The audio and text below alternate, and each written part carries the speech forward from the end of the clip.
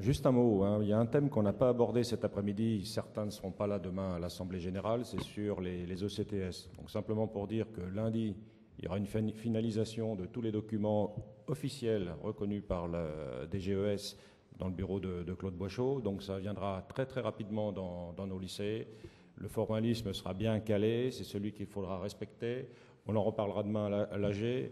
Globalement, vous avez compris qu'il ne s'agissait pas de reprendre une échelle de notes ou une classification comme on peut le faire à travers les concours, mais simplement de savoir si l'étudiant était capable de poursuivre ou non des études à l'année L2 si on est en L1 et L3 si on est en L2, en sachant qu'il n'y a pas que les classes préparatoires hein, pour faire des études. Une enquête récente, Claude, à 1 heure près, je crois que je ne vais pas me tromper, avait évalué à 59 heures le temps passé par un étudiant de classe préparatoire et à 28 heures le temps hebdomadaire consacré aux études pour un étudiant de l'université. Donc vous voyez, il y a de la marge. Hein. Quand on dit qu'on peut aller en deuxième année, ça ne veut pas dire qu'on doit aller en deuxième année d'une classe étoilée. Donc là, il faudra bien faire passer le message auprès de tous nos collègues, hein, parce qu'il y a quand même encore quelques réfractaires à ce type d'évaluation, qui sont trop enfermés dans leur logique ancienne de notation et de notation orientée concours. Donc ça va être le message à faire passer dans nos conseils de classe. Et également, il y a un principe qu'il faudra bien regarder avec attention, c'est celui de la fongibilité. C'est-à-dire que si des ECTS ne sont pas utilisés par un collègue hein, qui dit « bon, ben moi, je trouve qu'il n'a pas assez bossé ». Si vous trouvez qu'il a suffisamment travaillé, ou encore plus, donc s'il a délaissé une discipline, qu'il a travaillé plus pour la vôtre, eh bien vous pouvez récupérer ces points-là pour lui donner. Hein. Bon, c'est simplement, s'il y a quelques autres questions là-dessus, profitez-en, parce qu'il y a Claude Boischaud. Alors, vas-y. Mais là, il va falloir qu'on arrive à conclure. Quoi. Une toute petite question sur le collège. Je trouve que le collège a été absent dans notre réunion. Moi, j'ai une question très simple. J'ai 2 filles qui sont au collège. J'ai du mal à les convaincre d'aller vers l'enseignement scientifique et technique. Alors, comment faire? Alors, je ne sais pas à qui il faut poser la question, à Monsieur Boischaud, Monsieur Perron. Il a 2 fils qui sont au collège et il a du mal à les convaincre d'aller dans l'enseignement scientifique. Il reste 3 minutes de bande. Très franchement, avec...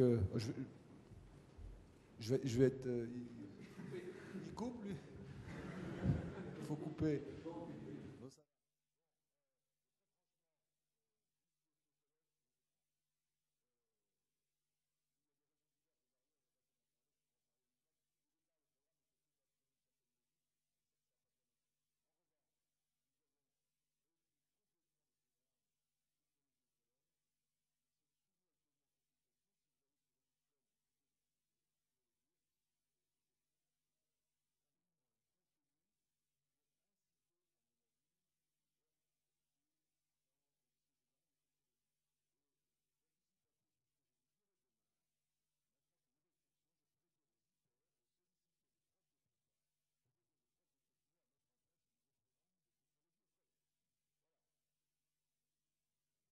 Merci pour ces précisions. Donc, il va être temps de conclure. Hein. Ces journées de l'UPSTI 2008 à Nancy. C'est la dernière fois d'ailleurs que j'aurai à conclure des journées de l'UPSTI. Hein. En tant que président de l'UPSTI, vous savez que demain, nous avons notre Assemblée Générale et puis qu'il y aura à élire un nouveau conseil. Bon, il n'y a qu'une seule liste et puis un seul postulant pour reprendre la présidence de l'UPSTI. Donc je pense que demain, sans problème, Hervé sera notre nouveau président.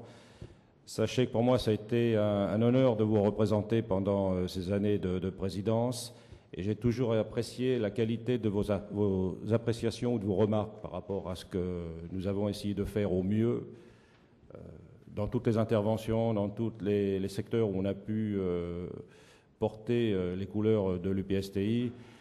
Et de toute façon, la rupture n'est pas à l'ordre du jour hein, au niveau de l'UPSTI. Bien au contraire, le compagnonnage s'est fait depuis plusieurs années avec une génération montante. Il y a beaucoup de jeunes compétents, dynamiques, qui sont rentrés dans nos classes et qui sont entrés à l'UPSTI. Et je crois que là, c'est vraiment une opportunité hein, pour passer le flambeau, d'autant plus qu'on est dans une période, disons, relativement calme. On a connu des périodes plus houleuses où là, il faut aller se bagarrer je vais dire avec beaucoup d'énergie, puis avoir peut-être un peu plus de cuir endurci, parce qu'il faut carrément des fois, c'est de la bagarre de rue, hein, Claude, hein, qu'il faut connaître. On peut presque comparer ça à cet état de choses, mais on relate pas tout hein, dans les messages qu'on vous envoie, parce que, comme je le disais tout à l'heure, il y a des situations qu'on peut pas décrire comme ça par écrit hein, ou de façon officielle.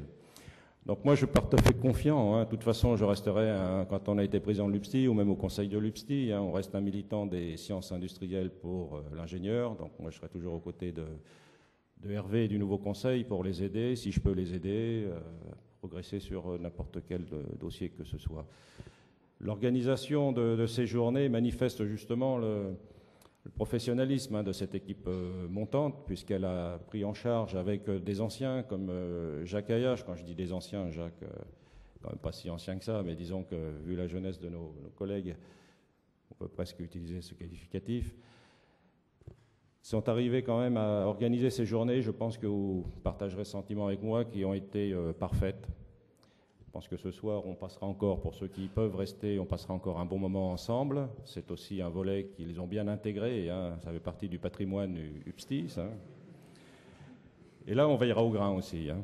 Il faudra que ce soit toujours de mieux en mieux. Et ils l'ont d'autant mieux fait que cette année, j'ai vraiment rien fait au niveau de l'organisation. Alors, il y a peut-être une relation de cause à effet, hein. Ça a bien marché, c'est peut-être pour ça. Mais vraiment, ça a été un plaisir hein, de venir à ces journées, parce que j'étais presque en tant que spectateur. Hein, donc, je les remercie hein, de reprendre comme ça, avec cette détermination, cette énergie, cette volonté de réussite, et de continuer à porter les couleurs DSI. On a besoin de se battre, parce qu'on était les je ne vais pas dire les nains, hein, mais on était quand même pas en position de force hein, par rapport à nos collègues. Rappelez-vous, à l'origine, ils ne voulaient même pas nous dans leurs associations. Je crois que maintenant, on pourrait presque leur retourner le compliment. J'espère que c'est coupé, hein, parce que sinon... Mais ma tête doit déjà être mise à prix dans certains endroits. Je pense que vous avez vu tout à l'heure que Hervé il avait tout de suite intégré cette nécessité hein, d'avoir la détermination dans le propos. Le combat continue. Et je crois qu'on a de bonnes raisons de continuer, parce qu'on défend quand même un secteur qui est très intéressant pour la nation hein, et pour promouvoir ce qui nous tient à cœur à tous, et en particulier concept républicain d'égalité des chances. Donc merci à vous tous pour votre confiance.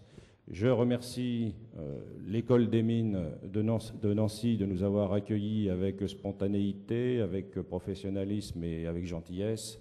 Tout s'est merveilleusement passé dans nos relations avec l'École des mines. Il en va de même avec le lycée Loritz. J'aurai l'occasion demain, je l'espère, de remercier Madame la proviseure hein, de son excellent accueil à Nancy.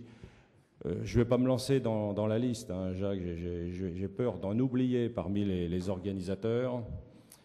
Merci d'être venu nous avoir fait confiance. Et vive les prochaines journées de l'UPSTI qui se dérouleront à Bordeaux avec une équipe qui est déjà partie et qui a commencé à nous préparer un super programme.